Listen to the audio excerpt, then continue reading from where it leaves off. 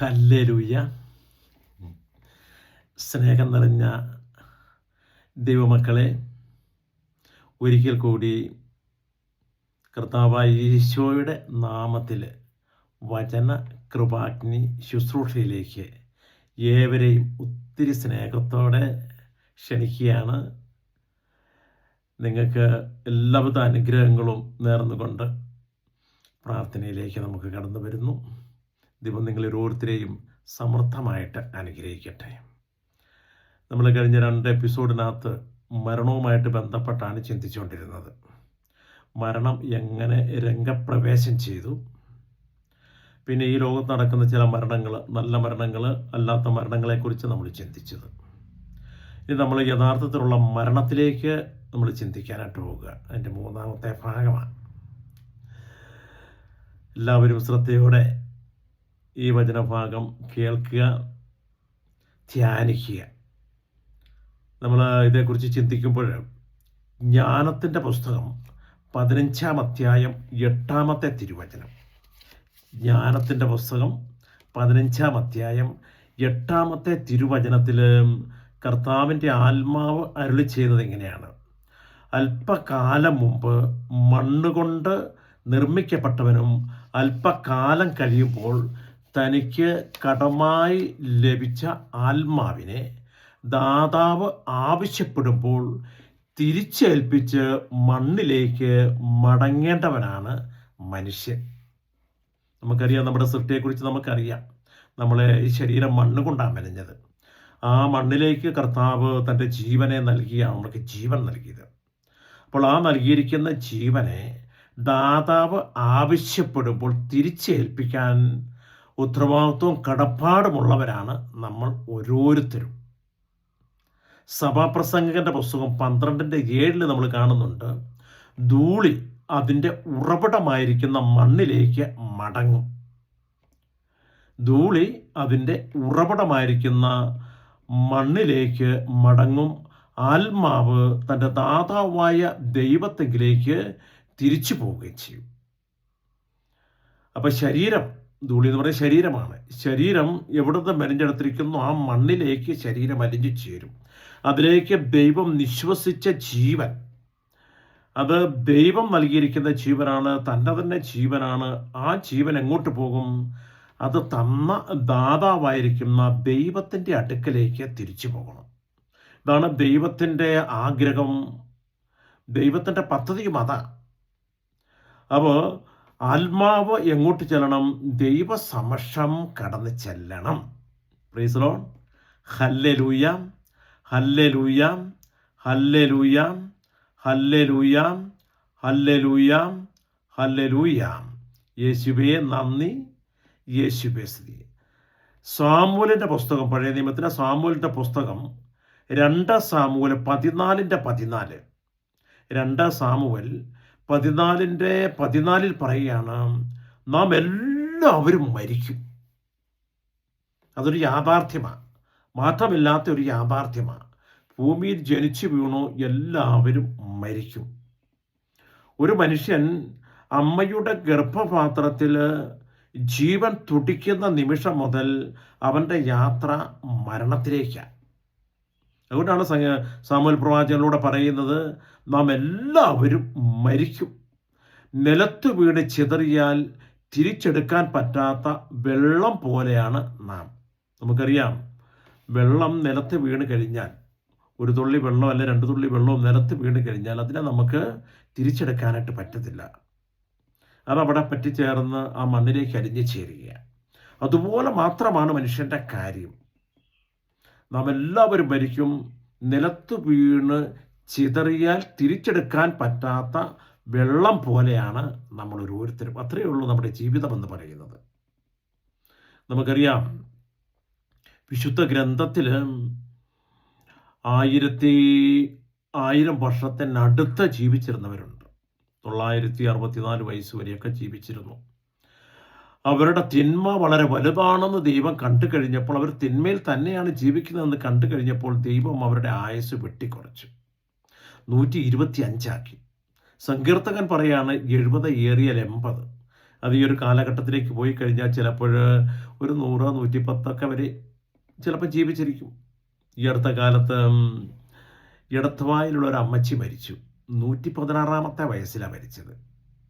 കഴിഞ്ഞതിൻ്റെ അങ്ങേ വർഷമാണ്. അപ്പോൾ ഞങ്ങൾ ഇവിടെ സബ് സോണും ഒക്കെ ആയിട്ട് ബന്ധപ്പെട്ട് സബ് സോണിൻ്റെ എല്ലാ ഇടവുകളിലൂടെ ഒരു ജപമാല റാലി സംഘടിപ്പിക്കുന്ന ഒരു ശുശ്രൂഷ ക്രമീകരിച്ചു സബ് സോണിൻ്റേതായിട്ട്. ഞാനത് സബ് സോണിൻ്റെ കോർഡിനേറ്ററാണ്. അപ്പോൾ വാഹന റാലി ആയിട്ടാണ് വെച്ചത്. ജപമാല ഫുള്ളായിട്ട് ചൊല്ലി വണ്ടിയൊക്കെ അലങ്കരിച്ച് മാതാവിൻ്റെ രൂപമൊക്കെ വെച്ച് വളരെ ആഘോഷമായിട്ടാണത് ക്രമീകരിച്ചത്. അപ്പോൾ വണ്ടിയുള്ളവരെ ഇങ്ങനെ കണ്ടുപിടിക്കാൻ അവരുടെ വീടുകളൊക്കെ സന്ദർശിച്ച് അവരെ കണ്ടുപിടിക്കാനായിട്ട് ചെല്ലുമ്പോഴാണ് ഞാനിങ്ങനെ പേപ്പർ വായിച്ചപ്പോഴാണ് ഈ 116 വയസ്സിൽ മരിച്ച അന്നമ്മ ചേടത്തിയുടെ ഫോട്ടോ കാണുന്നത്. അപ്പോൾ ഞാനിങ്ങനെ ഞങ്ങളിവിടെ കാപ്പിപ്പാതാൻ എന്ന് പറയുന്ന സ്ഥലത്തൊരു വീട്ടിൽ ചെന്ന് കഴിഞ്ഞപ്പോഴേ ആ വീട്ടിൽ ഒരു ഫോട്ടോ കാണുന്നു, ഒരു മുഴുത്ത ഫോട്ടോ. അപ്പോൾ ഈ അമ്മച്ചിയെ കണ്ട് നല്ല പരിചയമുണ്ടല്ലോ. അങ്ങനെ നോക്കിക്കഴിഞ്ഞപ്പോഴാണ് മനസ്സിലായത് ഇത് ഈ 116 വയസ്സിൽ മരിച്ച അമ്മച്ചിയുടെ ഫോട്ടോയാണ്. കൊച്ചുമകൻ്റെ വീട്ടിലാണ് ഇരിക്കുന്നത്. Price the lord. Hallelujah, hallelujah, hallelujah, hallelujah. അപ്പം ദൈവം മനുഷ്യൻ്റെ ആയുസ് അവൻ്റെ തിന്മ കാരണം വെട്ടിക്കുറച്ചു. അത് 125 അത് കഴിഞ്ഞ് 70 ഏറിയ 80 മാറ്റി. കുറേ കാലം കഴിയുമ്പോഴത്തേക്കും അത് ആൾക്കാർ മരിച്ചേ പറ്റൂ. അപ്പം മരണമെന്ന് പറയുമ്പോൾ പ്രിയപ്പെട്ടവരെ നമ്മൾ തിരിച്ചറിയേണ്ടത് ശരീരത്തിലാണ് മരണം. ആ ശരീരത്തിൽ വസിക്കുന്ന ആത്മാവിന് മരണമില്ല. ആത്മാവ് നിത്യതയിലേക്ക് കടന്നു പോകുന്നു. മറ്റൊരു ഭാഷയിൽ പറഞ്ഞാൽ മരണമില്ലാത്ത അവസ്ഥയിലേക്കുള്ള കടന്നു പോക്കലാണ് ആത്മാവിൻ്റെ ശരീരത്തിൽ നിന്നുള്ള വേർപാട്. ആത്മാവിന് മരണമില്ലാത്തത് കൊണ്ട് ആത്മാവ് നിത്യതയിലേക്ക് കടന്നു പോകുന്നു. ഓരോ മരണത്തിലും സംഭവിക്കുന്നതാണ്. ഈ നിത്യയിലേക്ക് കടന്നു പോകുമ്പോൾ അതേക്കുറിച്ചാണ് നമ്മളിപ്പോൾ മുമ്പേ കണ്ടത്. അതിൻ്റെ ദാബാവിൻ്റെ അടുക്കിലേക്കാണ് കടന്ന് ചെല്ലേണ്ടത്. എല്ലാ മനുഷ്യനും മരിച്ചു കഴിയുമ്പോൾ അവൻ്റെ ആത്മാവ് ദൈവത്തിൻ്റെ സമക്ഷം എത്തിയിരിക്കും. Praise the lord. ഹല്ലേലൂയ. അടുത്ത ക്ലാസ്സിൽ എന്തിനാണ് എത്തുന്നതെന്നുള്ള വിവരങ്ങളൊക്കെ നമുക്ക് മനസ്സിലാക്കാനായിട്ട് പറ്റും. Praise the lord. Hallelujah, hallelujah, hallelujah. അതുകൊണ്ടാണ് സാമുവേൽ പ്രവാചകനോട് പറഞ്ഞ കാര്യം നമുക്ക് ഓർക്കാം. ഒരിക്കൽ കൂടി നാം എല്ലാവരും മരിക്കും. നിലത്ത് വീണ് ചിതറിയാൽ തിരിച്ചെടുക്കാൻ പറ്റാത്ത വെള്ളം പോലെയാണ് നാം ഓരോരുത്തരും എന്നുള്ള സത്യം നമ്മൾ തിരിച്ചറിയണം. അപ്പോൾ ഈ ഹ്രസ്വമായിരിക്കുന്ന ജീവിതത്തെക്കുറിച്ചൊരു നല്ല ബോധ്യം നമുക്കുണ്ടാവണം. ഈ മരണത്തെക്കുറിച്ചൊരു നല്ല ബോധ്യം ആർക്കുണ്ടാവണം? മനുഷ്യ മക്കളായിരിക്കും നമുക്ക് ഓരോരുത്തരും. ഇന്ന് ആ ബോധ്യമൊക്കെ നഷ്ടപ്പെട്ടു പോയിരിക്കുകയെന്നേ. ജീവിക്കണം, അടിച്ചു പൊളിച്ച് തകർക്കണം. മരണത്തെക്കുറിച്ചൊന്നും അങ്ങനെ ചിന്തിക്കാൻ പറ്റുകയില്ല അവർക്കൊന്നും. പിള്ളേരാണെങ്കിലും അതെ, യുവജനങ്ങളാണെങ്കിലും അതെ, ഇതിന് പ്രായം ചെന്നാൽ പോലും എല്ലാവർക്കും മരിക്കാൻ മരിക്കാനായിട്ട് മടിയുള്ളവരാ എല്ലാവരും. Price the lord. ഹല്ലേലൂയ. ഞാനൊക്കെ പല ഇങ്ങനെ പ്രായം ചെന്നേച്ച് മരിക്കാതെ കിടക്കുന്നവർക്ക് വേണ്ടി പ്രാർത്ഥിക്കാൻ പോയിട്ടുണ്ട് ഒരുപാട് സ്ഥലങ്ങളിൽ. ദൈവത്തിൻ്റെ ഒരു കാരുണ്യം കൊണ്ട് അവിടെയൊക്കെ ഇവരൊക്കെ പെട്ടെന്ന് മരിക്കുന്നൊരവസ്ഥയും ഉണ്ടായിട്ടുമുണ്ട്. ഞാൻ ഓർക്കുന്നൊരു സംഭവമുണ്ട്. ഒരു സഹോദരൻ്റെ അമ്മ കുറേയേറെ കാലമായിട്ട് മരിക്കുന്ന ഒരുപാട് പേരൊക്കെ വന്ന് പ്രാർത്ഥിച്ചാന്നാണ് പറയുന്നത്. അപ്പോൾ ഞങ്ങളുടെ പ്രാർത്ഥനാ ഗ്രൂപ്പിൻ്റെ ലീഡറായിരിക്കുന്ന ഒരു പാപ്പൻ ചേട്ടനുണ്ട്. പുള്ളിക്കാരൻ്റെ മകളെ കെട്ടിച്ച വീടിനടുത്താണ്. അപ്പോൾ നമുക്കൊന്ന് പോയി പ്രാർത്ഥിക്കാം. ആ ഒരു സഹോദരി ഇങ്ങനെ കിടക്കാൻ തുടങ്ങിയിട്ട് ഒരുപാട് കാലമായതാണെന്ന് പറഞ്ഞു.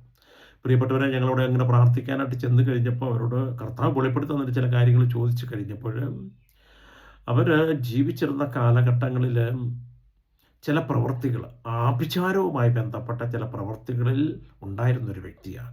കടമറ്റം സേവ, ഇങ്ങനെയുള്ള കാര്യങ്ങളൊക്കെ ചെയ്ത് ജീവിച്ചിരുന്നൊരു വ്യക്തിയാണ്. അപ്പം ഇതൊക്കെ ഇങ്ങനെ പറഞ്ഞൊരു കേട്ടൊരു അറിവാണ്. ഇതൊക്കെ ചിലർ ഏറ്റെടുക്കാതെ ഈ ജീവൻ വേർപെടില്ലാത്തൊരവസ്ഥയുണ്ട്. അങ്ങനെ പറഞ്ഞു കേട്ടുള്ള അറിവേ ഉള്ളൂ. പക്ഷെ നമുക്ക് അങ്ങനെയൊന്നും തോന്നിയില്ല. നമ്മളവിടെ ചെന്ന് ഈ സഹോദരിക്ക് വേണ്ടി ആത്മാർത്ഥമായിട്ട് പ്രാർത്ഥിച്ചു. കർത്താവേ, അറിവില്ലായ്മയാണ് വന്നു പോയിരിക്കുന്ന തെറ്റുകൾക്ക് മാപ്പ് കൊടുക്കണം. ജീവിതത്തിൻ്റെ ഒരു ഉപാധിയായിട്ടൊരു പക്ഷേ അവരത് സ്വീകരിച്ചതാവാം. കർത്താവേ, മക്കളുണ്ട്, അവരെയൊക്കെ പോറ്റണം, അവരെ വളർത്തണം. ജീവിത പങ്കാളി മദ്യവും ഒക്കെ ആയിട്ട് പോകുന്നയാളാണ്. അപ്പോൾ മക്കൾക്കൊരു നേരത്തെ ആഹാരമൊക്കെ കൊടുക്കാനായിട്ടുള്ളൊരു വരുമാനം ഉണ്ടാക്കാനൊരു സ്രോതസ്സായിട്ടാണ് ഈ സഹോദരി കാര്യങ്ങളൊക്കെ ചെയ്തു വെച്ചത്. പ്രിയപ്പെട്ടവരെ, തമ്പുരാൻ്റെ കരുണ അവിടേക്ക് ഒഴുകി ഇറങ്ങി. ദൈവം ആ ജീവിതത്തിൽ ഇടപെട്ടു. പ്രിയപ്പെട്ടവരെ, പ്രാർത്ഥന കഴിഞ്ഞു. 3-4 ദിവസം കഴിഞ്ഞപ്പോഴത്തേക്കും ഈ സഹോദരി ഈ ലോകം വിട്ട് ദൈവത്തിൻ്റെ സന്നിധിയിലേക്ക് എടുക്കപ്പെട്ടു. Praise the lord, hallelujah. അപ്പോൾ ഇങ്ങനെ ചില കെട്ടുകൾ കിടക്കുന്നതുണ്ട്. ആ കെട്ടുകൾ അരിഞ്ഞു കഴിയുമ്പോഴത്തേക്കും ആയിരിക്കും ഇവരുടെയൊക്കെ മരണങ്ങൾ സംഭവിക്കുന്നത്. എങ്ങനായാലും മരണമുണ്ട് എന്നുള്ള വലിയ സത്യം നമ്മൾ തിരിച്ചറിയണം. സങ്കീർത്തനൻ്റെ പുസ്തകം 103 സങ്കീർത്തനത്തിൽ 15-16 വചനം, 103 സങ്കീർത്തനം 15-16 വചനത്തെ പറയാണ്, മനുഷ്യ ജീവിതം പുല്ലുപോലെയാണ്. മനുഷ്യജീവിതം പുല്ല് പോലെയാണ്. വയലിലെ പൂ പോലെ അത് വിരിയുന്നു, എന്നാൽ കാറ്റടിക്കുമ്പോൾ അത് വാടിക്കൊഴിഞ്ഞു പോകുന്നു. അത് നിന്നിരുന്ന ഇടം പോലും അതിനെ ഓർക്കുന്നില്ല. ഒരു മനുഷ്യജീവിതം അത്രയേ ഉള്ളൂ. ഒരു പുൽക്കൊടിക്ക് തുല്യമാണ്, അല്ലേ? മനുഷ്യജീവിതം ഒരു പുല്ല് പോലെയാണെന്നാണ് പറഞ്ഞു വെച്ചിരിക്കുന്നത്. എന്നിട്ട് വയലിലെ പൂ പോലെ അത് വിരിയുന്നു. ആ ചെടിയിലൊരു പൂ ഉണ്ടാകുന്നു, അത് വിരിയുന്നു. എന്നാൽ കാറ്റടിക്കുമ്പോൾ എന്ത് ചെയ്യും? ആ പൂ അവിടുന്ന് അപ്രത്യക്ഷമാകും, പറന്നു പോകും. ആ ചെടിയും അതോടെ തീർന്നു പോവുക. ഇതുപോലെ തന്നെയാണ് നമ്മുടെ ഒരു ജീവിതം ഒരു പുൽക്കൊടിക്ക് തുല്യമാണെങ്കിൽ, പ്രിയപ്പെട്ട ദൈവമക്കളെ, ആ ജീവിക്കുന്ന ഒരു കാലഘട്ടം പുല്ലൊന്ന് വളർന്നു വന്നൊന്ന് പുഷ്പിക്കുന്ന സമയം വരെയുമേ, എന്നിട്ട് ആ പൂ കൊഴിയുന്ന സമയം വരെയുമേ അതിന് നിലനിൽപ്പുള്ളൂ. മനുഷ്യനെ സംബന്ധിച്ചിടത്തോളം ഇതുപോലെ തന്നെയാണ്. നമ്മൾ വളർന്നു വന്നൊരു കാലഘട്ടമുണ്ട്. അത് കഴിഞ്ഞിട്ട് മരണമെന്ന് പറയുന്ന വരെയാണ് നമുക്കൊരു നിലനിൽപ്പുള്ളൂ. അതിനുശേഷം ഈ പുഷ്പം പൊഴിഞ്ഞു പോയി കഴിഞ്ഞാൽ ചെടി നശിക്കുന്നത് പോലെ നമ്മളും ഇല്ലാതായിപ്പോയിക്കൊണ്ടിരിക്കും. Praise the lord, hallelujah, hallelujah, hallelujah. അതുകൊണ്ടാണ് വിശുദ്ധ പത്രോസിൻ്റെ ലേഖനം 1:24 പറയുന്നുണ്ട്. 1 പത്രോസ് 1:24 വചനം പറയുന്നതാണ്, മനുഷ്യരെല്ലാം പുൽക്കൊടിക്ക് തുല്യര. മനുഷ്യരെല്ലാം പുൽക്കൊടിക്ക് തുല്യര. അത്രയേ ഉള്ളൂ. നമ്മുടെ ആയസിൻ്റെ ബലം എന്ന് പറയുന്നത് അത്രയേ ഉള്ളൂ. Price the lord, hallelujah, hallelujah, hallelujah, hallelujah. എന്നിട്ട് പറയാണ്, അവരുടെ മഹിമ, നമ്മളെല്ലാം പുൽക്കൊടിക്ക് തുല്യമാണ്. എന്നിട്ട് പറയാണ്, അവരുടെ മഹിമ പുല്ലിൻ്റെ പൂവിന് തുല്യവും. പുൽക്കൊടി വാടിക്കരിയുന്നു, പൂക്കൾ കൊഴിഞ്ഞു പോകുന്നു. അപ്പോൾ അവൻ്റെ ഈ ലോകത്ത് അവന് സമ്പാദിച്ചു വെച്ചിരിക്കുന്നത് എന്തൊക്കെയുണ്ടോ അതെല്ലാം ഒരു പുൽക്കൊടിക്ക് തുല്യം മാത്രമേ ഉള്ളൂ. അത് അവിടം കൊണ്ട് അസ്തമിച്ചു പോകുന്നു. അവിടം കൊണ്ട് അതെല്ലാം അസ്തമിച്ചു പോകുന്നു. Price the lord, hallelujah, hallelujah. അതുകൊണ്ടാണ് യെശയ്യാ പ്രവാചകന്റെ പുസ്തകം 40:6 നമ്മൾ കാണുന്നുണ്ട്, ജഡം തൃണം മാത്രമാണ്. ജഡം തൃണം മാത്രമാണ്. അതിൻ്റെ സൗന്ദര്യവും വയലിലെ പുഷ്പം പോലെ ക്ഷണികവുമാണ്. നമ്മുടെ ഈ ശരീരം ജഡം, മരിച്ചു കഴിഞ്ഞാൽ അത് ജഡമാണ്, അതൊരു തൃണമാണെന്നാണ് പറഞ്ഞത്. അതൊക്കെ എന്ത് ചെയ്യണമാണ്? അത് ജീർണിച്ച് മണ്ണിലേക്ക് അരിഞ്ഞു ചേർന്ന് പോകാനുള്ളതാണ്. ഇന്ന് ഈ ശരീരത്തെ പുഷ്ടിപ്പെടുത്താൻ, ഈ ശരീരത്തിൻ്റെ സുഖത്തിന് വേണ്ടി, അതിലൂടെ വലിയ ആനന്ദങ്ങളൊക്കെ അനുഭവിക്കുന്നതിന് വേണ്ടി നമ്മൾ എന്തെല്ലാമൊക്കെയാണ് കാട്ടിക്കൂട്ടുന്നത്, അല്ലേ? ആഹാരം കൊടുക്കുന്നുണ്ട്, അത് ന്യായമായിരിക്കുന്നല്ല, അതിനപ്പുറത്തേക്ക് കൊടുത്ത് അതിനെ പുഷ്ടിപ്പെടുത്തുന്നു. ശരീരത്തിൻ്റെ സുഖങ്ങൾ അനുഭവിക്കുന്ന കിട്ടുന്ന സാധനങ്ങളൊക്കെ നമ്മളിങ്ങനെ ഉപയോഗിക്കുന്നു. സൗന്ദര്യവർദ്ധക വസ്തുക്കൾ ഉപയോഗിക്കുന്നു. അതോടൊപ്പം തന്നെ 6 പായ്ക്ക്, ആണുങ്ങളൊക്കെയാണ് 6 പായ്ക്ക് 7 പായ്ക്ക്, ഇങ്ങനെയുള്ള കാര്യങ്ങൾ. അപ്പോൾ ഈ ശരീരത്തെക്കുറിച്ചുള്ള വലിയൊരു ചിന്തയാണ് എല്ലാ മനുഷ്യരിലും നിലകൊള്ളുന്നത്. Price the lord, hallelujah. അതുകൊണ്ട് ആ ശരീരത്തെക്കുറിച്ച് പറയുന്നത് ജഡം തൃണമാണ്, അത് ചീഞ്ഞഴുകി പോകാനുള്ളതാണ്. അതിൻ്റെ സൗന്ദര്യവും വയലിലെ പുഷ്പം പോലെ ക്ഷണികമാണ്. കുറച്ച് കാലത്തേക്കൊക്കെ കാണും. നമുക്കറിയാം, നമ്മുടെ ഈ ശരീരത്തിൻ്റെ സൗന്ദര്യം എന്ന് പറയുന്ന അങ്ങ് പ്രായത്തിലേക്ക് ചെന്ന് കഴിയുമ്പോഴത്തേക്ക് അത് മങ്ങിത്തുടങ്ങും. ഒരു കുഞ്ഞിനെ കാണുമ്പോൾ എന്ത് മനോഹരമാണ്. അത് കഴിഞ്ഞ് വെച്ചാൽ അതിൻ്റെ വളർച്ചയുടെ കാലഘട്ടങ്ങളിലേക്ക് വന്നു കഴിയുമ്പോഴത്തേക്ക് പിന്നെ അവന് ആ ശരീരത്തിൻ്റെ സൗന്ദര്യത്തെ നിലനിർത്താനുള്ള വലിയ വലിയ പ്രക്രിയകൾ ഇങ്ങനെയൊക്കെ നമ്മൾ ചെയ്തുകൊണ്ടിരിക്കുന്നത്. അത് കുറച്ച് കഴിയുമ്പോഴത്തേക്ക് പ്രായത്തിലേക്ക് വന്നു കഴിയുമ്പോൾ ശരീരം ചുക്കുന്നു, ചുളുങ്ങുന്നു, മാംസപേശികൾക്ക് ബലം കുറയുന്നു, അസ്ഥികൾക്ക് ബലം കുറയുന്നു. അങ്ങനെയൊക്കെ വന്നു കഴിയുമ്പോഴത്തേക്കും ഇതിന് തന്നെ രൂപത്തിൽ തന്നെ മാറ്റമുണ്ടായിക്കൊണ്ടിരിക്കുക. ഇപ്പം നിങ്ങളുടെ മുമ്പിൽ നിൽക്കുന്ന എനിക്കിപ്പോൾ 66 വയസ്സ് കഴിഞ്ഞു. ഒരു കാലത്ത് തലയിൽ എന്തുമാത്രം മുടിയുണ്ടായിരുന്നു, ഇപ്പം അതെല്ലാം പൊഴിഞ്ഞു പോയി. അപ്പം ജീവിതം ഇതുപോലൊക്കെ തന്നെയേ ഉള്ളൂ. അതുകൊണ്ട് നമ്മൾ ഇതിലൊന്നും അല്ലായിരിക്കണം നമ്മുടെ വില കൊണ്ട്. നമുക്കൊരു ഈ ലോക ജീവിതമുണ്ട്, ആ ജീവിതത്തിൽ നമ്മൾ എന്തായിരിക്കണം എന്നൊക്കെ ഉള്ള തിരിച്ചറിവ് നമുക്കുണ്ടാവണം. Praise the lord. Hallelujah, hallelujah, hallelujah, hallelujah, hallelujah. അപ്പോൾ ജോബിൻ്റെ പുസ്തകം 14:2 ജോബ് 14:2 പറയാണ്, അവൻ പുഷ്പം പോലെ വിടരുന്നു. നമ്മൾ ഓരോരുത്തരും അല്ലേ, പുഷ്പം പോലെ വിടരുന്നു, കൊഴിയുന്നു. അവൻ നിഴൽ പോലെ കടന്നു പോകുന്നു, നിലനിൽക്കുന്നില്ല. അപ്പം നമ്മൾ ഒരു കാലത്തും സ്ഥായിയായി ഇവിടെ നിലനിൽക്കുന്നില്ല. നമ്മുടെ മൈക്കിൾ ജാക്സൺ എന്ന് പറയുന്ന വലിയൊരു മനുഷ്യൻ 150 വർഷക്കാലം ജീവിച്ചിരിക്കാൻ ആഗ്രഹിച്ചിരുന്നു. അതിനുള്ള ക്രമീകരണങ്ങളൊക്കെ അദ്ദേഹം ചെയ്തു. ഏതാണ്ട് 50ഓളം ആൾക്കാരാണ് പുള്ളിയുടെ കാര്യങ്ങൾ നോക്കിക്കൊണ്ടിരുന്നത്. പക്ഷേ അദ്ദേഹവും മരിച്ചുപോയി, നേരത്തെ മരിച്ചുപോയി. 150ൻ്റെ ഒരു പകുതിക്ക് പോലും എത്താൻ പറ്റിയില്ല. അതിനു മുമ്പേ മരിച്ചു പോകേണ്ട ഗതികേട് വന്നു. അപ്പോൾ ഇത്രയൊക്കെ ഉള്ളൂ മനുഷ്യൻ്റെ കാര്യം എന്നുള്ള നമ്മൾ തിരിച്ചറിയണം. അതുകൊണ്ട് യാക്കോബിൻ്റെ ലേഖനം 4-14 വചനത്തിൽ പറയാണ്, നാളത്തെ നിങ്ങളുടെ ജീവിതം എങ്ങനെയുള്ളതായിരിക്കും എന്ന് നിങ്ങൾക്കറിഞ്ഞുകൂടാ. അല്പനേരത്തേക്ക് പ്രത്യക്ഷപ്പെടുകയും അതിനുശേഷം അപ്രത്യക്ഷമാവുകയും ചെയ്യുന്ന മൂടൽ മഞ്ഞാണ് നമ്മൾ ഓരോരുത്തരും.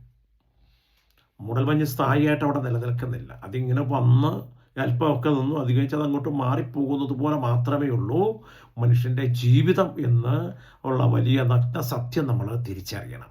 Price the lord. Hallelujah, hallelujah, hallelujah.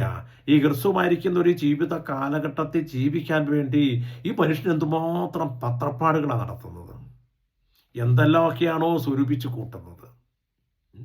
അതുകൊണ്ടത് വേണ്ടെന്നല്ല അതിൻ്റെ അർത്ഥം, അതൊക്കെ ആവശ്യമാണ്.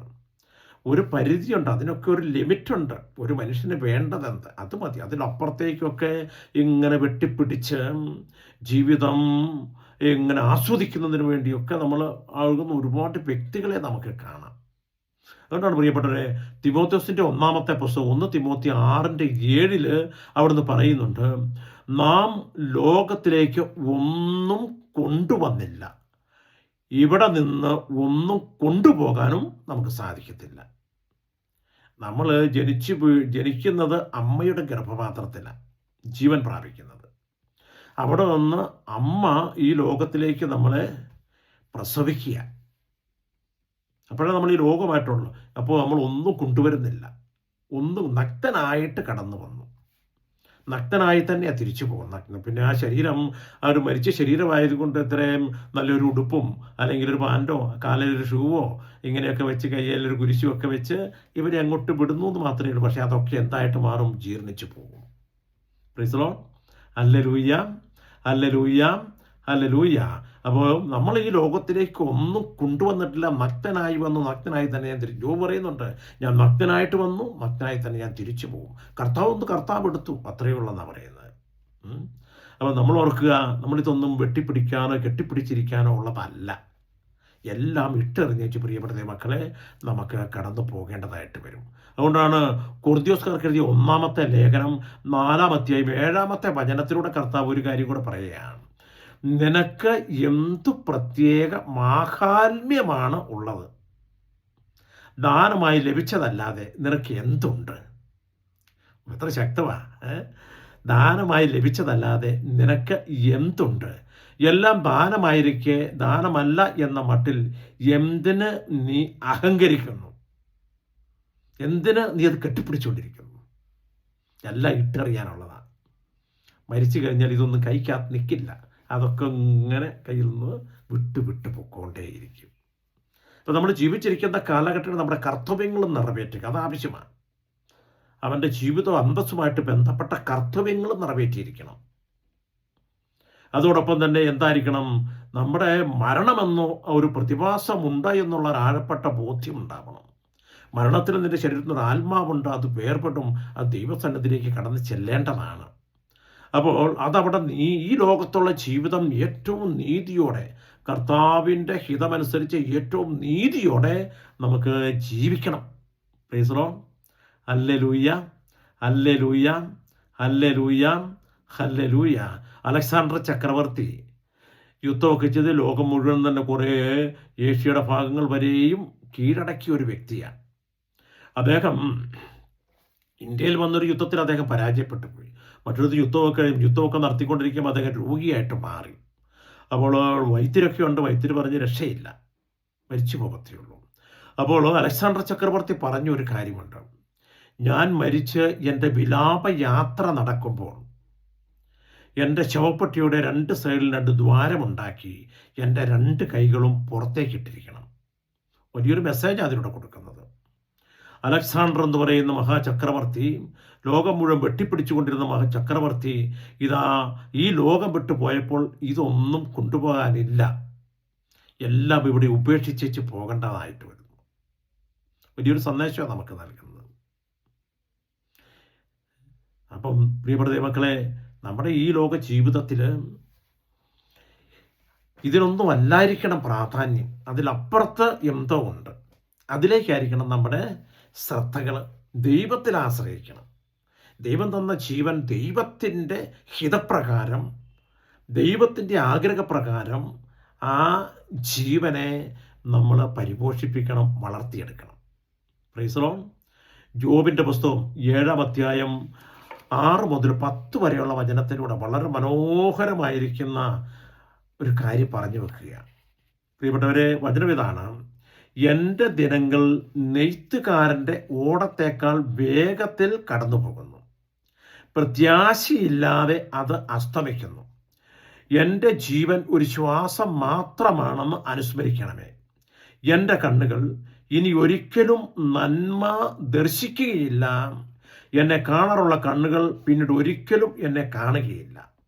നീ നോക്കിയിരിക്കെ ഞാൻ പോയിക്കഴിഞ്ഞിരിക്കും.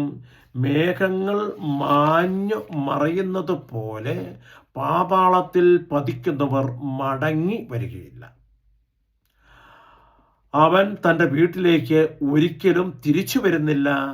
അവൻ്റെ ഭവനം ഇനി അവനെ അറിയുക പോലുമില്ല.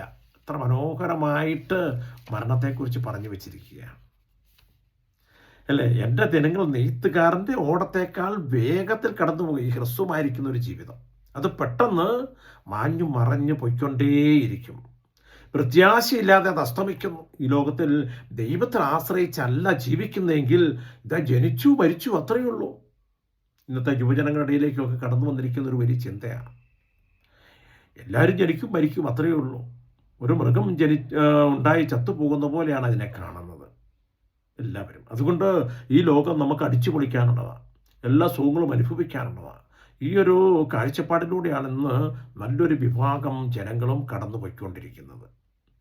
ലോകത്തിൻ്റെ ധരിക്കുന്ന സുഖങ്ങൾ മുഴുവനും അനുഭവിക്കുക എന്നുള്ളതാണ്. അതുകൊണ്ടാണ് പ്രത്യാശയില്ലാതെ അസ്തമിക്കുന്ന ജീവിതം. ഇത് പറയാണ്, എൻ്റെ ജീവൻ ഒരു ശ്വാസം മാത്രമാണെന്ന് അനുസ്മരിക്കണം. ഒരു ശ്വാസമുള്ളൂ. ഇത് നിന്ന് കഴിഞ്ഞാൽ, ഈ വലിച്ചെടുക്കുന്ന ശ്വാസം നിന്ന് കഴിഞ്ഞാൽ അന്നേരെ മരിച്ചിരിക്കും. Praise the lord. ഹല്ലേലൂയ. അനുസ്മരിക്കുക. എൻ്റെ കണ്ണുകൾ ഇനി ഒരിക്കലും നന്മ ദർശിക്കുകയില്ല. മരണം വരെയും നന്മയും തിന്മയും നമുക്ക് കാണാൻ പറ്റത്തുള്ളൂ. അത് കഴിഞ്ഞാൽ ഇത് രണ്ടും അസ്തമിച്ചു പോകും. നമ്മളിൽ നന്മ ദർശിക്കുകയില്ല.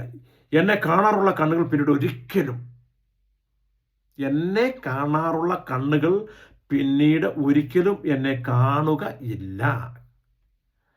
എത്ര നാൾ നമ്മൾ ആ മരിച്ച് കിടക്കുന്നു അല്ലേ, നമ്മളെക്കുറിച്ചാണ് അത് പറയുന്നത്. എൻ്റെ ജീവൻ എന്നിൽ നിന്ന് എടുത്തു കഴിഞ്ഞാൽ ഞാൻ കാണാറുള്ള ആരെയും പിന്നീട് കാണില്ല, കാണാൻ പറ്റത്തില്ല.